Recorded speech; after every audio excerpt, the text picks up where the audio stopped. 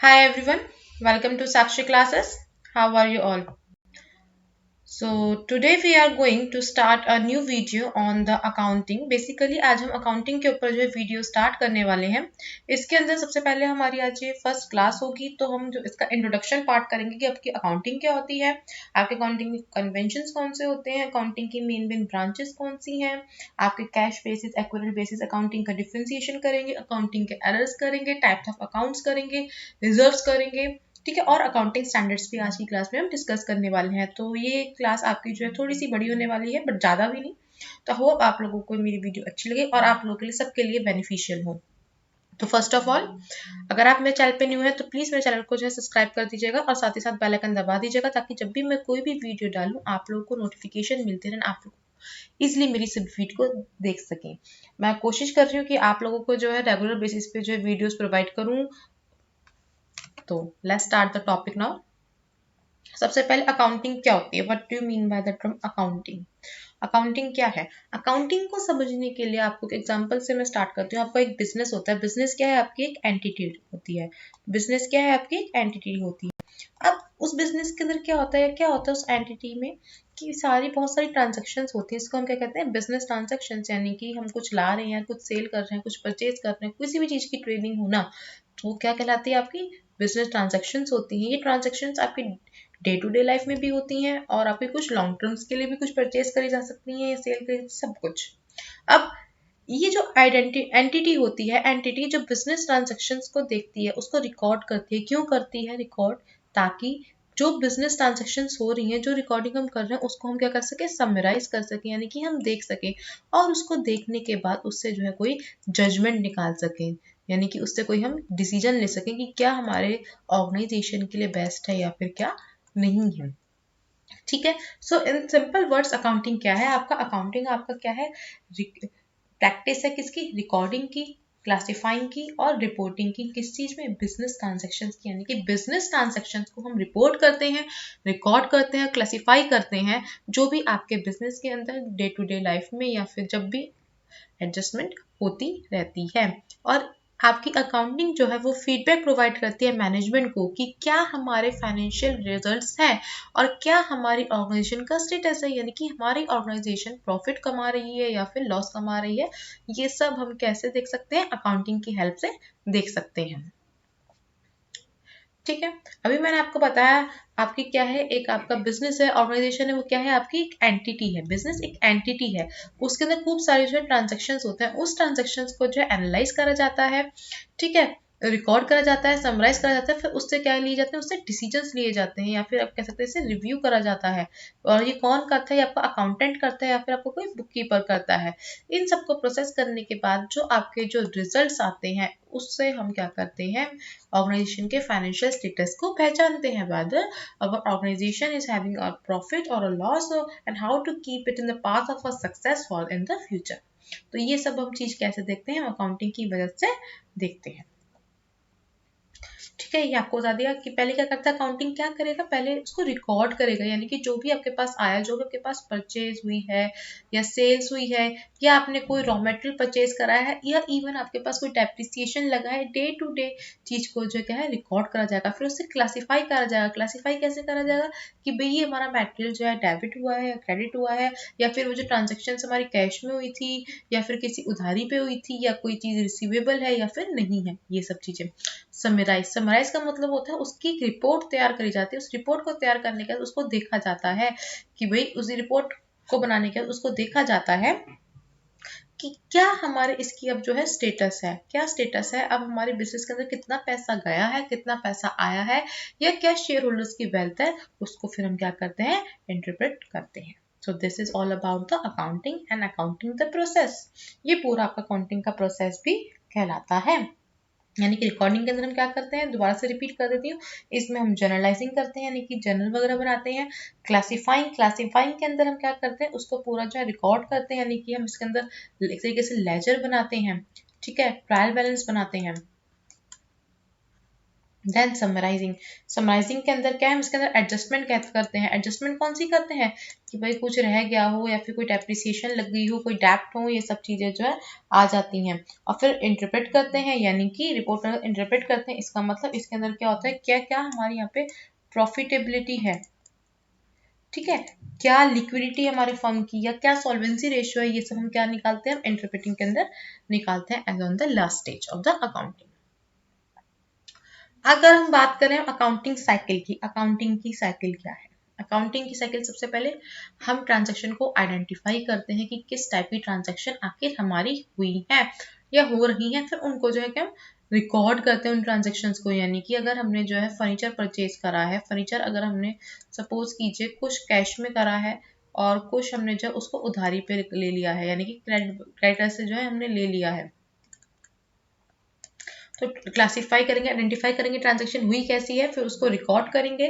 Then उस recording के बाद जर्नल में रिकॉर्ड करने के बाद उसको जो है हम लेजर के अंदर पोस्ट कर देंगे।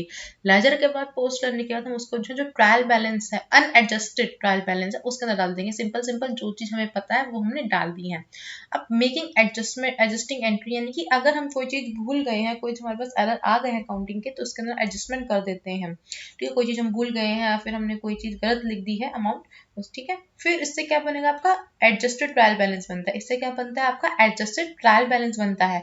उसके बाद क्या बनेगा, आपकी फाइनेंशियल स्टेटमेंट बनेगी। फाइनेंशियल स्टेटमेंट्स में आपका क्या आ गया, आपका सीधा P&L और बैलेंस शीट। ये तो बेसिक चीजें हैं जो आज हम डिस्कस कर रहे हैं। आगे आगे पेपर के हिसाब से हम लेवल क्लियर करते रहेंगे and then make closing entry, और बाद में जो लास्ट में क्लोजिंग एंट्रीज जो है बन जाएंगी। So this is all about the accounting cycle. ये क्या है, आपकी अकाउंटिंग साइकिल है। अगर हम बात करें ब्रांचेस ऑफ अकाउंटिंग की, अकाउंटिंग के क्या ब्रांचेस होती हैं? अकाउंटिंग बेसिकली आपका 3 तरीके का होता है। कौन कौन सा? फाइनेंशियल अकाउंटिंग, कॉस्ट अकाउंटिंग और मैनेजमेंट अकाउंटिंग।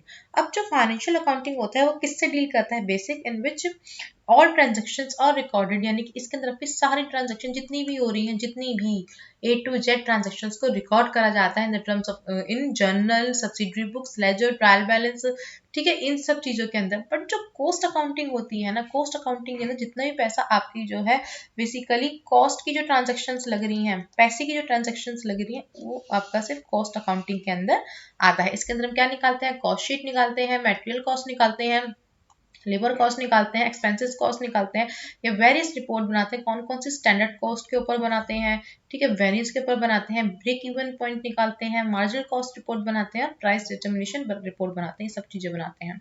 अब बात करें मैनेजमेंट अकाउंटिंग की, ये किस लिए काम आती है? ये आपका जो है डिसीजन मेकिंग के लिए काम आती है। ये किस लिए काम आती है? आपकी डिसीजन मेकिंग के लिए काम आती है।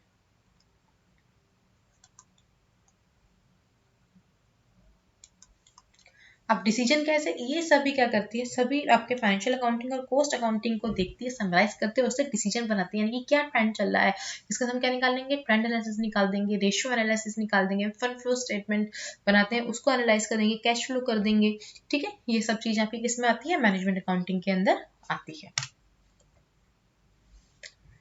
आगे हम अगर बात करें, आगे हम cash basis and accrual basis की, तो अकाउंटिंग की ये भी आपके 2 पार्ट है, cash basis accounting and accrual basis accounting.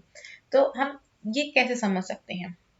सबसे पहले कैश बेसिस का मतलब आप समझ रहे हैं कि जिनमें आपका जो है कैश से जो काम हो रहा हो, यानी कि पैसों से, सीधा कैश से, रुपए से हो रहा हो।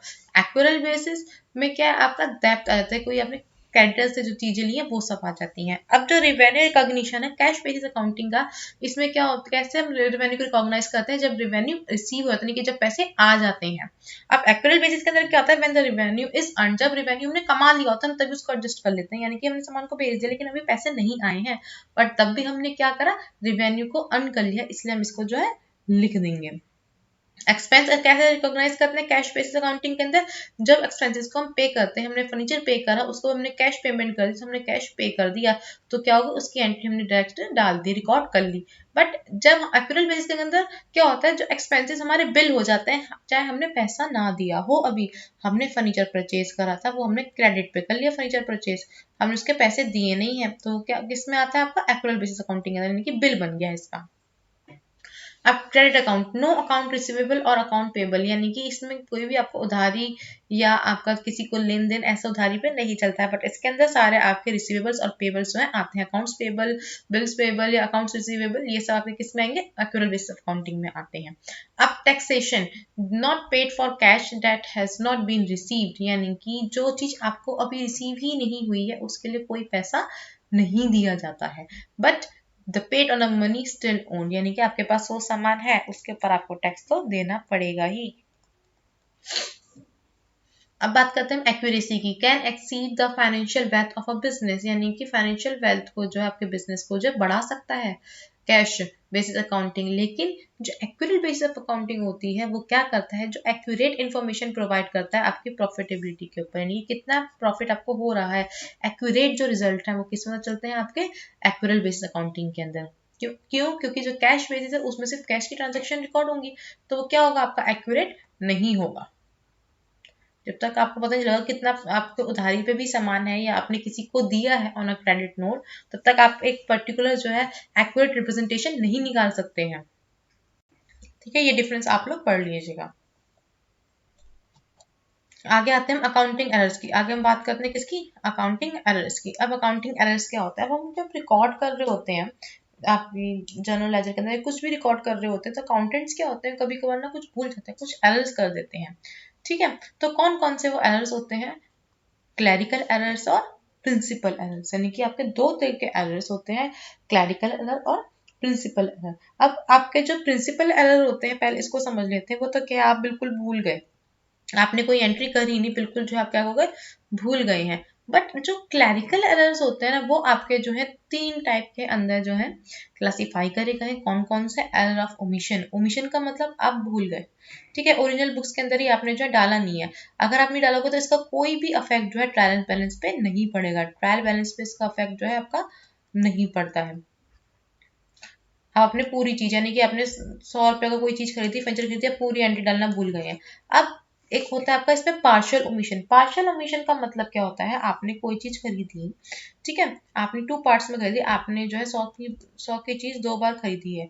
ठीक है, अब आपने क्या करा, एक बार की तो आपने एंट्री कर ली, इसकी एंट्री कर ली, आप इसकी एंट्री करना भूल गए, तो ये क्या है, आपका पार्शियल ओमिशन। ये आपका पार्शियल ओमिशन है। ये आपको किस पे डायरेक्ट अफेक्ट पड़ता है, लेजर के अंदर, ट्रायल बैलेंस के अंदर और ट्रायल, ठीक है, ये डायरेक्ट आपका जो है अफेक्ट करेगा किस पे, ट्रायल बैलेंस पे। अब हम बात करते हैं पहले कंपनसेटिंग एरर्स के बारे में। कंपनसेटिंग एरर कौन से होते हैं कि भाई किसी को पैसा देना होता है, तो हम जो उसे कंपनसेशन रिसीव हुआ या फिर गया उसमें हम एरर कर देते हैं, तो इसका कोई भी इफेक्ट नहीं पड़ता है किस पर, ट्रायल बैलेंस पे कोई भी इफेक्ट नहीं पड़ता है।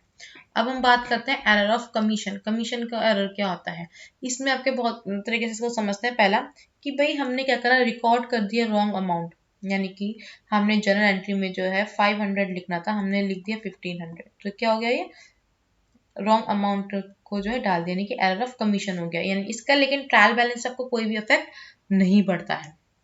Wrong totalling in the subsidiary journals, journal के अंदर जो है आपने जो है टोटलिंग क्या कर दी, गलत कर दी। ठीक है, तो इससे जो है बहुत अफेक्ट पड़ेगा आपके ट्रायल बैलेंस के अंदर। Posting wrong amount in the ledger account, अब आपने जो है क्या करा, लेजर के अंदर, लेजर के अंदर सीधा जो है अमाउंट जो है क्या कर दिया, गलत डाल दिया, तो इससे किस पे इफेक्ट पड़ेगा, ट्रायल बैलेंस पे पड़ेगा। Posting at the wrong side, अब आपको जो है यहाँ पे पोस्ट करनी थी चीज, आपने कर दी यहाँ पे पोस्ट, तो क्या होगा, इससे जो है आपका अफेक्ट क्या होता है, ट्रायल बैलेंस अफेक्ट होता है। Incorrect balancing of the ledger accounts, यानी कि बैलेंसिंग, लेजर अकाउंट्स की बैलेंसिंग अलग अलग हो गई, तो इससे भी क्या होगा, आपका ट्रायल बैलेंस पे अफेक्ट पड़ेगा ही पड़ेगा। सो ये थे आपके अकाउंटिंग एरर्स। ठीक है, अब आगे बढ़ते हैं। अब आते हैं यहाँ पे कुछ कंपोनेंट्स, मैं आपको बता देती हूँ, कुछ कंपोनेंट्स होते हैं आपके, किस चीज के कंपोनेंट्स, कंपोनेंट्स होते हैं आपके फाइनेंशियल स्टेटमेंट्स के। कौन कौन से कंपोनेंट्स होते हैं फाइनेंशियल स्टेटमेंट के,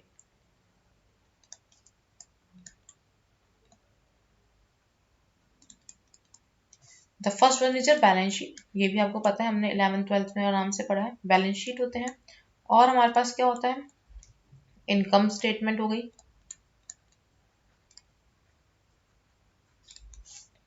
ठीक है, आपका कैश फ्लो स्टेटमेंट हो गई, जो इक्विटी चेंज हो रही है, statement of change in equity, ये सब चीज आ जाती है। अब इसके बाद आपके कुछ आते हैं अकाउंटिंग कंसेप्ट, कुछ आते हैं आपके क्या अकाउंटिंग कंसेप्ट, वो उस पर नजर मार लेते हैं। अकाउंटिंग कंसेप्ट क्या होते हैं, ये इंपॉर्टेंट है, ये आपके जो हमेशा पेपर्स में आते ही आते हैं। पहला अकाउंटिंग कंसेप्ट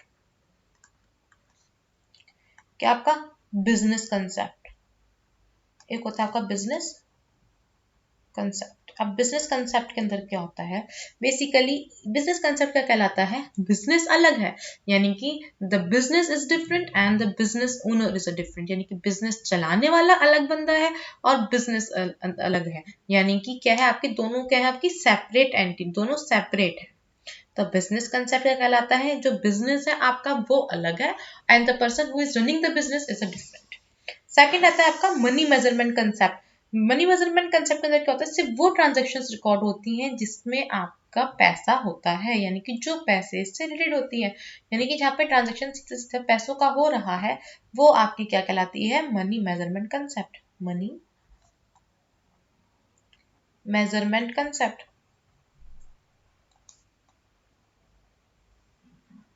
ठीक है, अगर हम बात करें आगे कंसेप्ट की तो एक आता है आपका going concern concept, going concern concept. अब आपका गोइंग कंसर्न कंसेप्ट क्या कहलाता है, गोइंग कंसर्न कंसेप्ट आपका कहता है कि जो बिजनेस है उसकी लाइफ क्या है, चलती ही रहेगी, नेवर एंडिंग है, यानी कि बिजनेस कभी भी आपका खत्म नहीं होगा, ये होता है आपका गोइंग कंसर्न कंसेप्ट। आगे हम बात करते हैं अकाउंटिंग पीरियड। अब इसके अंदर एक कंसेप्ट क्या आता है, अकाउंटिंग पीरियड। अब अकाउंटिंग पीरियड क्या होता है, अकाउंटिंग पीरियड यानी कि आपका हमेशा हर बिजनेस का जो है आपका जो हर बिजनेस का है वो कब से स्टार्ट होता है, 1 अप्रैल से लेके जो है आपका 31 मार्च तक अगले साल की चलता है, यानी कि अकाउंटिंग पीरियड क्या है, from the 1 April, it will start from the 1 April to 31 for the every company, और डिफरेंट भी हो सकता है कभी कभार आपका।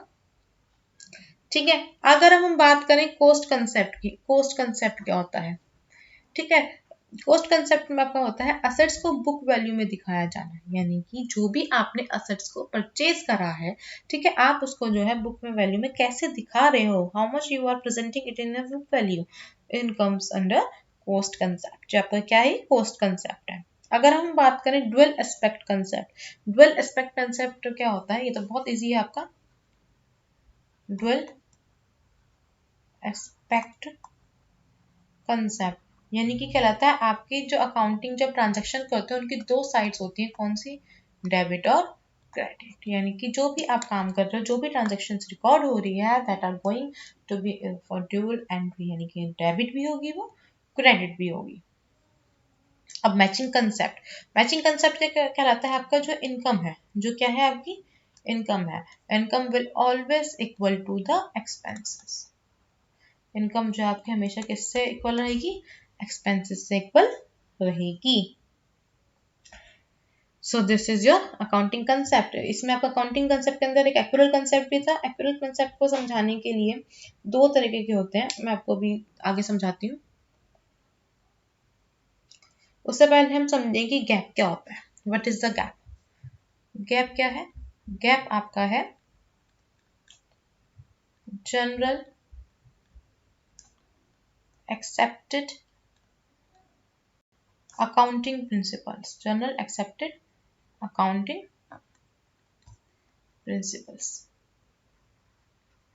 अब ये होता क्या है, गैप क्या है, ये एक रूल है जो ना सबको फॉलो करना पड़ता है, हर बिजनेस एंटिटी को फॉलो करना पड़ता है। क्यों, क्योंकि इसकी वजह से आपको जो है अपने जो अकाउंटिंग आप कर रहे हो उसके अंदर क्या मिल जाती है, रेलिवेंस मिल जाती है,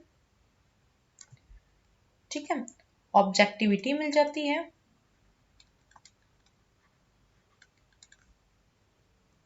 अंडरस्टैंडेबिलिटी हो जाती है,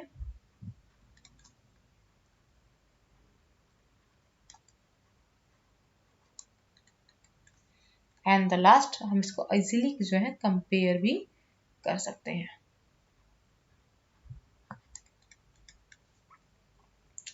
ठीक है, और अगर हम बात करें IFRS की, IFRS क्या है, IFRS जो है एक अल्टरनेटिव है, अल्टरनेटिव है किसका, गैप का।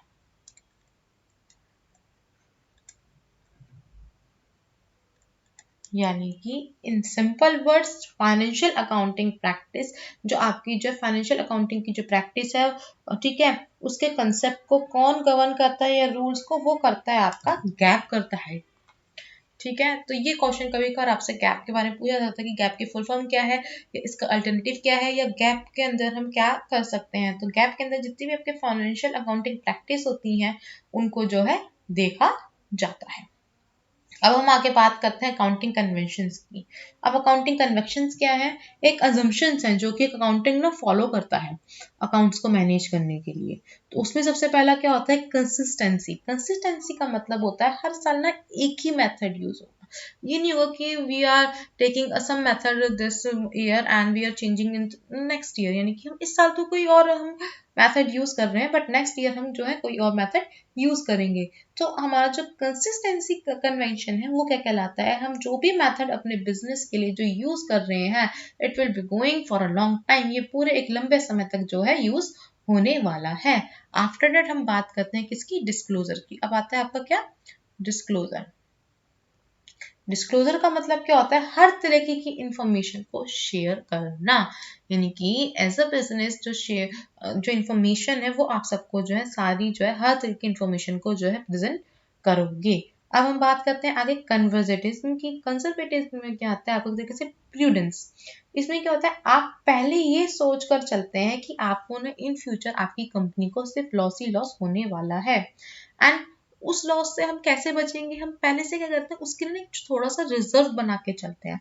उस रिजर्व को बनाकर हम इसलिए रखते हैं क्योंकि इन फ्यूचर अगर हमारी कंपनी को लॉस हो रहा है so we can use that reserve. तो आपका क्या हो गया? ये कन्वर्जेटिज्म यानी कि प्रूडेंस, यानी कि we are going to assume that we will having the huge loss in the near future and we will kept some reserve for it। एक आता है आपका चौथा और लास्ट कन्वेंशन, वो क्या है आपका? मैटेरियलिटी का। मैटेरियलिटी क्या कहती है? सिर्फ सही और इम्पोर्टेंट इंफॉर्मेशन ही शेयर करोगे, या मटेरियल जो भी आपके पास बिजनेस के पास है। ठीक है, ये ट्रांजैक्शन का कॉस्ट को बताता है और इवेंट के अफेक्ट को बताता है। कौन बताता है? आपका अकाउंटिंग कन्वेंशंस जितने भी आपके होते हैं वो आपके जो है ट्रांजैक्शन की कॉस्ट को बताते हैं एंड इवेंट का जो अफेक्ट हो रहा है उसको भी वो जो है बताते हैं। ठीक है, अगर हम बात करें एक्सपेंसेस की, ठीक है, आपके एक्सपेंसेस कौन कौन से होते हैं? आपके एक्सपेंसेस जो हैं बहुत तरीके के होते हैं। इसमें जो हम जो डिस्कस करने वाले हैं, कुछ डिस्कस करने वाले हैं। सबसे पहले हम जो डिस्कस करेंगे that is your deferred expenses. Deferred expenses कौन से होते हैं? यानी कि जो हम आज दे दिया है इसका फायदा जो है हमें फ्यूचर में होने वाला है। Deferred expenses are those expenses that we are going to expense today, we are going to, हम इसे खर्च कर रहे हैं आज, लेकिन जो हम इसका जो फायदा उठाएंगे वो हम कब उठाएंगे? इन फ्यूचर जो है उठाएंगे। इसका क्या कंसेप्ट है? पे कैश नाउ, यानी कि अभी पैसा दो, एंड रिकॉग्नाइज एक्सपेंसेस लेटर, और जो आपके एक्सपेंसेस है इनको रिकॉग्नाइज कब करो? बाद में करो, यानी कि अभी पैसे दे दो, खर्चा बाद में देख लेना। ये आपका क्या होता है? डिफर्ड आपके जो एक्सपेंसेस का मतलब होता है। अब एक होता है आपका एक्यूर्ड एक्सपेंसेस। एक्यूर्ड एक्सपेंसेस क्या होते हैं? इसके डिफर्ड्स के बिल्कुल उल्टे होते हैं। इनका मतलब क्या होता है? अभी खर्च कर लो, पैसा बाद देना, यानी कि अभी आपको जो खर्च करना है कर लो लेकिन उसके पैसे जो है बाद में देते रहना। रिकॉग्नाइज एक्सपेंसेस नाउ, यानी कि रिकॉग्नाइज करो एक्सपेंसेस को अभी और कैश को जो है बाद में आप पेमेंट कर देना।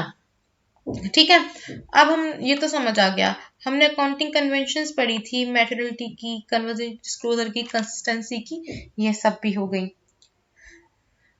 ठीक है, इसको अगर डिटेल में कराना हो तो मैं एक नेक्स्ट क्लास इसकी रख लूंगी, आप मुझे कमेंट करके बता दीजिएगा। तो मैं इसको जो है जो अकाउंटिंग के सिर्फ कन्वेंशन है उसकी अगर डिटेल में आपको ये चारों को पढ़ना हो, जो आपके बताया था मैंने आपको अभी चारों बताए थे, उन चारों को पढ़ना हो तो मैं आपको इसकी डिटेल की क्लास जो है नेक्स्ट वीडियो के अंदर रख दूंगी, बट आप मुझे इसको कमेंट करके बताएं तभी मैं इसकी रखूंगी, अदरवाइज मुझे लगेगा कि आप लोगों को सबको आता है। इसकी एक अलग से क्लास जो है आपकी 30 मिनट की वैसे होनी चाहिए from my side, my point of view, but आप लोग अगर कहेंगे तभी मैं उसकी जो है क्लास रख दूंगी। ठीक है, अब अगर हम बात करते हैं आगे अकाउंट्स की। अब अकाउंट्स कितने तरीके के होते हैं? अकाउंट्स कितने तरीके के होते हैं? अकाउंट्स जो आपके 3 तरीके होते हैं, बेसिक है ये जो आज हम पढ़ रहे हैं। कौन कौन से है? आपके पर्सनल अकाउंट हो गए, ठीक है, आपका रियल अकाउंट हो गया, आपका हो गया नॉमिनल अकाउंट, नॉमिनल अकाउंट। अब जो पर्सनल अकाउंट्स होते हैं उसमें क्या होता है, यानी कि कोई नेचुरल पर्सनल हो गया, यानी कि किसी का जो खुद का जो अकाउंट हो गया, जैसे राम का अकाउंट हो गया, कुछ भी हो गया, या कोई आर्टिफिशियल पर्सनल हो या कोई रिप्रेजेंटेटिव पर्सनल हो, वो सब आ जाते हैं आपके पर्सनल अकाउंट के अंदर। बट अगर हम जो रियल अकाउंट की बात करें वो कौन से हो जाएंगे आपके, टेंजिबल और इनटेंजिबल। ठीक है। और अगर हम बात करें सीधा नॉमिनल की, नॉमिनल के अंदर क्या आ जाएंगे, सारे आपके जो आपके सारी बाकी other than personal real accounts की सारी चीजें आ जाएंगी। And as we know assets क्या होते हैं हमारे, असेट्स होते हैं हमारे कैपिटल प्लस लायबिलिटीज। ठीक है। असेट्स क्या होते हैं हमारे, इकोनॉमिक रिसोर्सेज होते हैं जो कि एक बिजनेस ओन करता है, खरीदता है। ठीक है, जिसकी वजह से वो क्या अपने बिजनेस को चलाना चाहता है। लायबिलिटीज क्या होती है, फाइनेंशियल ऑब्लिगेशंस होती हैं, डेब्ट्स होती हैं हमारे बिजनेस की। और स्टॉक होल्डर इक्विटी क्या होती है, वो क्या होता है, ओनर्स की क्लेम होते हैं असेट्स के ऊपर, यानी कि जो ओनर्स ने जो असेट्स को लिया हुआ होता है बिजनेस चलाने के लिए। और एक टर्म और आपकी आती है कैपिटल एक्सपेंडिचर, यानी कि कैपिटल इंक्रीज हो रहा है। कैपिटल एक्सपेंडिचर क्या होता है आपका, कैपिटल एक्सपेंडिचर का मतलब होता है जो आपका जो कैपिटल है वो क्या हो रहा है आपका, इंक्रीज हो रहा है, बढ़ रहा है। कैपिटल और असेट्स इसको यूज करने का जो एक्सपेंडिचर है वो रेवेन्यू एक्सपेंडिचर भी कहलाता है। तो एक्सपेंडिचर अगर हम बात करें तो दो तरह के एक्सपेंडिचर थे, मैंने आपको भी बताया। एक होता है आपका कैपिटल एक्सपेंडिचर, कैपिटल एक्सपेंडिचर, एक होता है आपका रिवेन्यू एक्सपेंडिचर, एक होता है आपका रिवेन्यू एक्सपेंडिचर। अब जो आपका जो है कैपिटल एक्सपेंडिचर होता है, कैपिटल एक्सपेंडिचर का मतलब क्या होता है कि आपकी जो कैपिटल है कंपनी के अंदर, ऑर्गेनाइजेशन के अंदर, जो आपके बिजनेस के अंदर वो इंक्रीज हो रही है। But in the revenue expenditure इसमें क्या होता है, कैपिटल और असेट्स जो है इसको यूज करते हैं। ठीक है, यानी कि जो कैपिटल और असेट्स को सही करने के लिए, चलाने के लिए जो एक्सपेंडिचर हो रहा है वो कहलाता है आपका रेवेन्यू एक्सपेंडिचर। ठीक है। अब हम अगर बात करें रिजर्व्स की, अब हमारे रिजर्व्स कितने तरीके के होते हैं, अब हमारे रिजर्व्स कितने तरीके के होते हैं इसके ऊपर हम डिस्कस कर लेते हैं। रिजर्व्स हमारे जो है तीन तरीके के होते हैं, कौन कौन से। सबसे पहला होता है हमारा revenue reserves, revenue reserves. Second one क्या होता है हमारा, capital reserve, capital reserve. And the last one is your secret reserve. The last one is your secret reserve.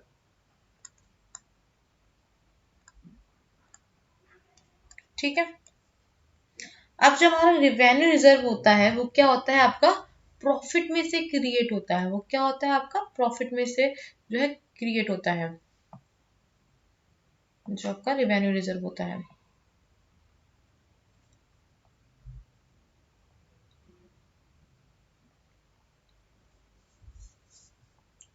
Created out of profit.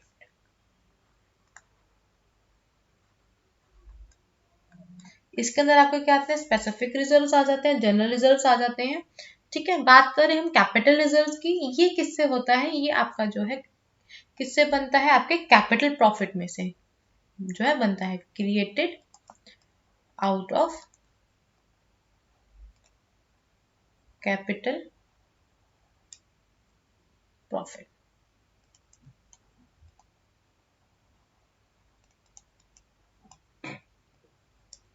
ठीक है। और जो सीक्रेट रिजर्व होता है, credit by showing expenses, excess depreciation, provision, overwhelming liabilities, यानी कि ये secretly आपके रिजर्व को क्रिएट कराते हैं, यानी कि कभी किसी चीज को आपने ज्यादा दिखा दिया, यानी आपने किसी एक्सपेंसेस को ज्यादा दिखा दिया। ठीक है। डेप्रिसिएशन कम की थी, आपने ज्यादा दिखा दी। ठीक है। प्रोविजन कम का, आपने ज्यादा दिखा दिया। तो क्या कर लिया आपने, इन पैसों से क्या कर लिया, सीक्रेट रिजर्व बना लिया। बेसिकली ये टाइप ऑफ रिजर्व जो है आपके जो बनाए जाते हैं बैंक के द्वारा और इंश्योरेंस कंपनी के द्वारा। ठीक है। एक चीज और जो नॉर्मली जो हमने पढ़ी है, आज हम वही डिस्कस कर रहे हैं जो हमने 11th-12th में पढ़ा हुआ है, जो हमें आता है कंसेप्ट। मेन क्लासेस तो जो है आपकी नेक्स्ट वीडियो से कंटिन्यू होगी, accounting subject, accounting and auditing जो आपकी यूनिट है नेट की, नेट जीआरएफ की। एक आता है आपका पर्पस, बताते हैं आपको मैं, purpose of financial accounting. Purpose क्या होता है आपके फाइनेंशियल अकाउंटिंग का?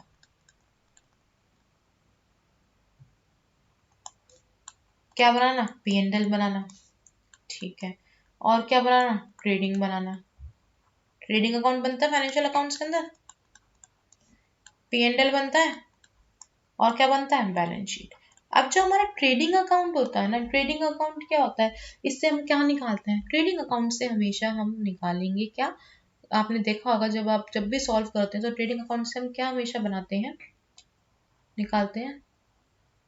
Gross profit and gross loss. यानी कि ट्रेडिंग अकाउंट से हमारा क्या निकलता है? हमेशा ग्रॉस प्रॉफिट और ग्रॉस लॉस जो आपका निकलता है। P&L से क्या निकलता है हमारा? हमेशा net profit and net loss, net profit and net loss. और बैलेंस शीट्स में हमें क्या दिखता है हमेशा? आपकी लायबिलिटीज एंड एसेट्स, ये दोनों जो है आपके इक्वल है या फिर नहीं है। ये सब क्या होते हैं आपके बैलेंस शीट्स में जो है दिखते हैं, ठीक है। अब ट्रायल बैलेंस है, उसमें सभी अकाउंट्स दिख जाते हैं आपको। बैलेंस शीट में आपके रियल और पर्सनल अकाउंट भी आ जाते हैं। अब हम बात करते हैं इससे आगे की, अकाउंटिंग स्टैंडर्ड्स क्या होते हैं।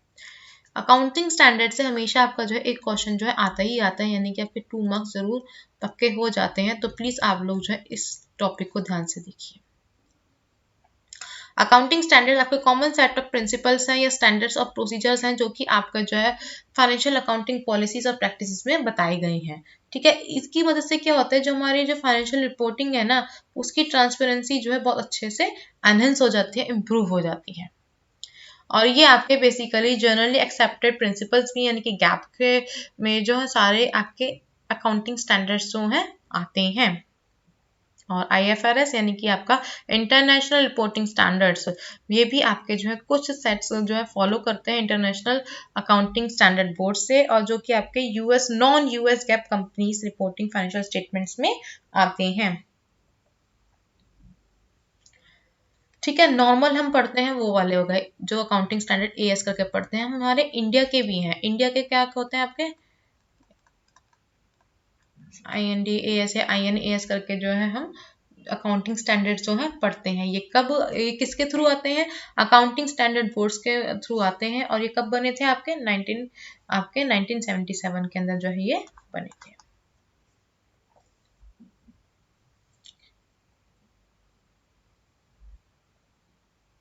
इसके ऑब्जेक्टिव्स क्या होते हैं अकाउंटिंग स्टैंडर्ड्स के, कि भाई ये एक स्टैंडर्ड बनाता है डाइवर्स अकाउंटिंग प्रिंसिपल्स और पॉलिसीज के लिए, यानी कि हमें पता चलता है कि हमें कैसे जो अकाउंटिंग करनी है।